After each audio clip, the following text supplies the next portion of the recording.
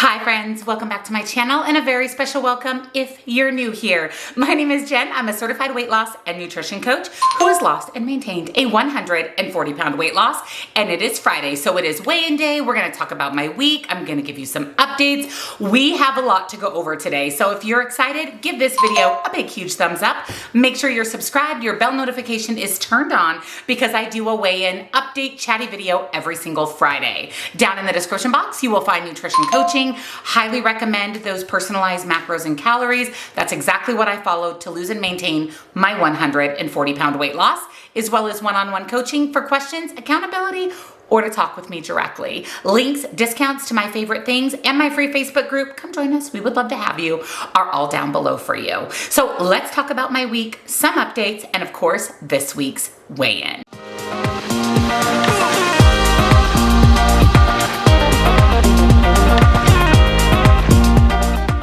Happy Friday, friends. I hope you had an amazing, amazing week. I had a good week. I had a really busy week, but I had a good week. I want to first talk to you guys about my cut. So I've been getting a few more questions on my cut.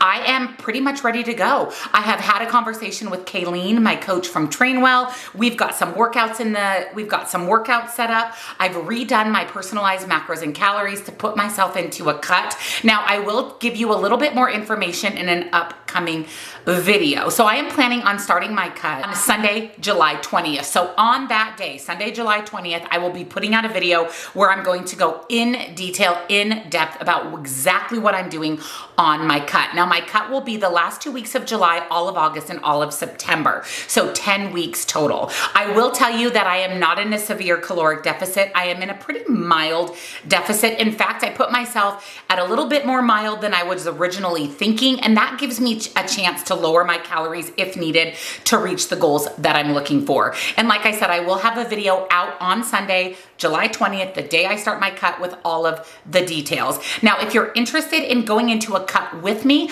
I would get your personalized macros and calories done. Now, if I've done them for you in the past, you can do recalculation for a cut. If I've never done them, you'll want to purchase macros and calories. So when you respond to my questionnaire, just let me know that you would like to join me in my cut, and I will make sure that I put you in a cut caloric deficit versus just a regular caloric deficit. They are different things. They're different things based on what you're looking for. So if you would like to join me, I'll have macros and calories and the recalculation. That is only if I have done your macros and calories before, down below for you. So I'm looking forward to it very much so, honestly. I kind of want to see what my body can do.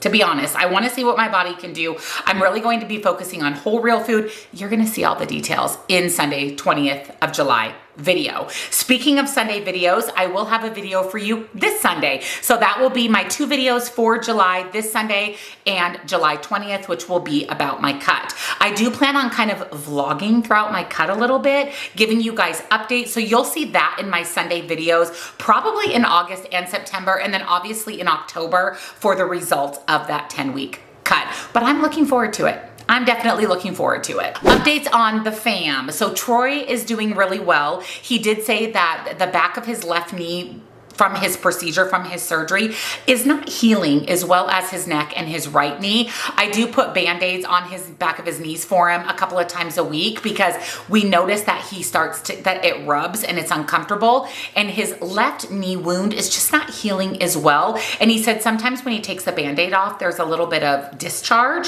So he's gonna keep an eye on that, and if he feels concerned, he'll reach out to the vascular surgeon. But he was finally able to get out and do some fun things this last week. He said, I have been stuck in the house for a month and a half. I've got to get out. So I was glad that he got to spend some time with his dad. He's been reconnecting with some of his jeeping friends, and hopefully he can go out and off-road. I told him, you can do whatever you want during the week, just not Wednesday, Saturday, or Sundays, because those are the days that I go live on TikTok for my bomb party business, and I need him to be here to help me navigate that and take care of the dogs and things. But I said, if you're feeling up to it, go schedule some fun things to do with your friends, with your dad. So yeah, he has been feeling a lot better, and he's definitely getting a little stir crazy from being in the house a lot. So he's been even getting outside and doing things in the yard more. He was in the garage doing some things. So I'm just glad that he's feeling back to normal enough to get back to his fun activities and the things that he really enjoys. Palmer's fine. Palmer's completely back to normal. His teeth look really good. All of his stitches have fully dissolved.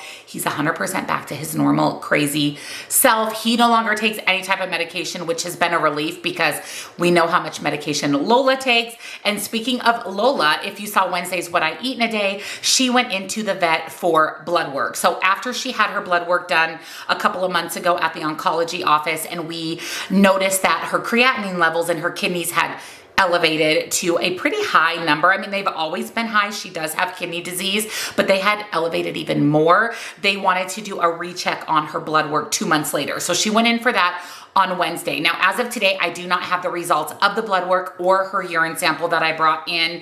However, when she was at the vet on Wednesday, her eye, her right eye was really, really red, and even her left eye was a little bit red. So they did a pressure test and confirmed that it was not glaucoma, which is great because that poor dog does not need another ailment. They also confirmed that there was no scratch on her eye or anything causing the redness with a dye test. So we think that it's either allergies or some type of infection in her eye. So I've been giving Lola eye drops 1 to 2 times per day on top of the 14 pills that she's been taking. Now, a lot of you had commented on my last week's weigh-in and said, try this, try that, try this for her pills.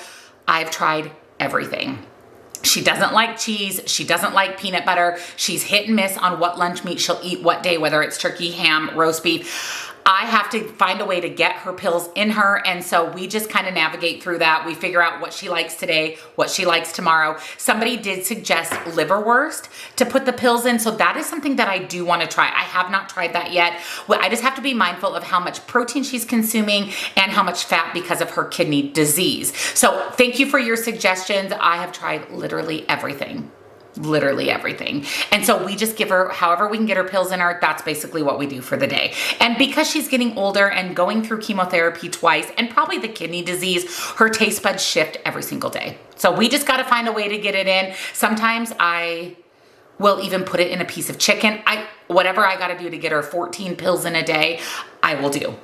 It's always a process every single day. And now I've got to give her eye drops on top of that, which she's actually really, really good about letting me put her eye drops in, especially if I do it when she's resting in bed. I'll just pop them in her eye and she seems to be fine with that.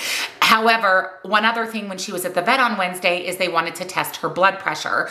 And when she was at the oncologist last, they tested her blood pressure and it was really, really high. But she said, I'm not concerned because Lola hates it here. So we know that she's stressed when she goes to the vet. So they wanted to take her blood pressure yesterday. So they took it once and it was normal. And then they took it a couple more times and it was malfunctioning, the machine. And also the machine beeps every time it does her blood pressure and she's petrified of any kind of beeping.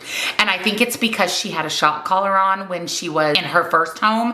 When she was a puppy, they chained her up in the yard and I think they had a shock collar on her, and you know how it beeps before it shocks? So she's always been scared of beeping. I had to turn the beeping off on my fridge. She hates the beeping on the oven. So I think that freaked her out a little bit.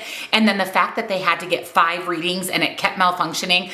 From the first reading on, her blood pressure was really, really high. So we don't know if that was a true reading or not because she's stressed at the vet. She's stressed from the beeping.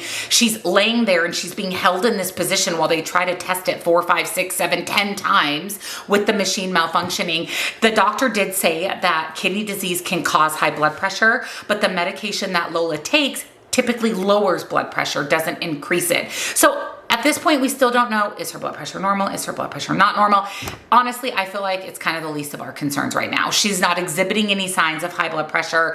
Could it be her kidney disease? Sure. Could it be because she was stressed at the vet? Sure. We still don't really know. She did mention that there is a mobile blood pressure that can come out and take her blood pressure at home, which may be better because she's most comfortable here. But is she going to be stressed out again when that person arrives and sets her up to take her blood pressure? So right now, we're just waiting on the results from the blood work. I'm really, really hoping the levels are stable.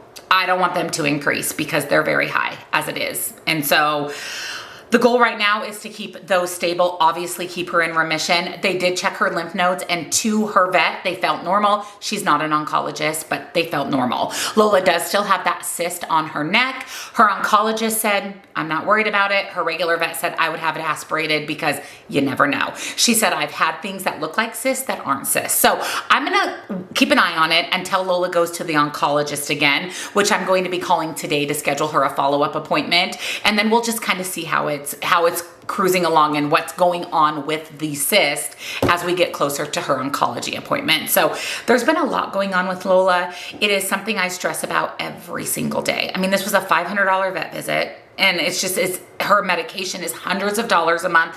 That is why Bomb Party has been such a savior for me. And you guys supporting my Bomb Party business means the world to me, to my family. It helps pay for these things. Troy's procedure, I mentioned, was several $1,000s. So it really just helps us navigate through all of these added expenses. So thank you, as always, for supporting my business. I do go live Wednesdays, Saturdays, and Sundays. I will have my TikTok down below. I'll link Saturday's party for you if you're interested in attending. I appreciate all the support. Seriously, thank you so much.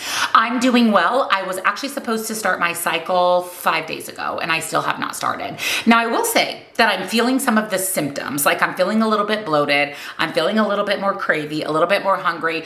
I've been 18 days late before because I am in perimenopause. So I do not know what's going to happen with my cycle, but as of today, I have not started.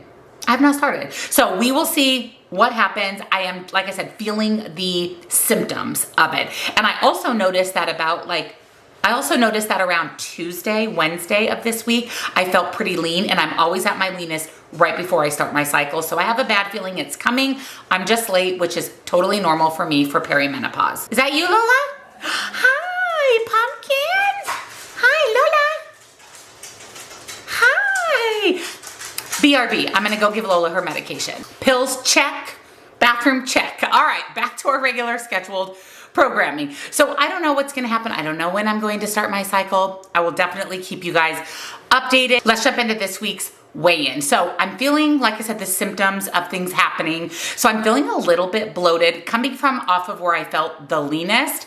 I'm feeling now a little bit more bloated. And when I stepped on the scale today, I'm actually up 0.8 pounds. So that's a decent amount, which is normal for right before or the beginning of my cycle. And because I was supposed to start several days ago, my body is going through the things that normally happen when I start my cycle. I was surprised to see a 0.8 weight gain, but then also not surprised. I also know that I didn't gain 0.8 pounds of fat. So it's just a fluctuation, most likely from, again, perimenopause and my body preparing to start my cycle whenever that's actually going to happen. So I'll go ahead and pop up here on the screen my total weight loss, how much I gained this week, which was 0.8 pounds, as well as my current weight. So I'm okay with it.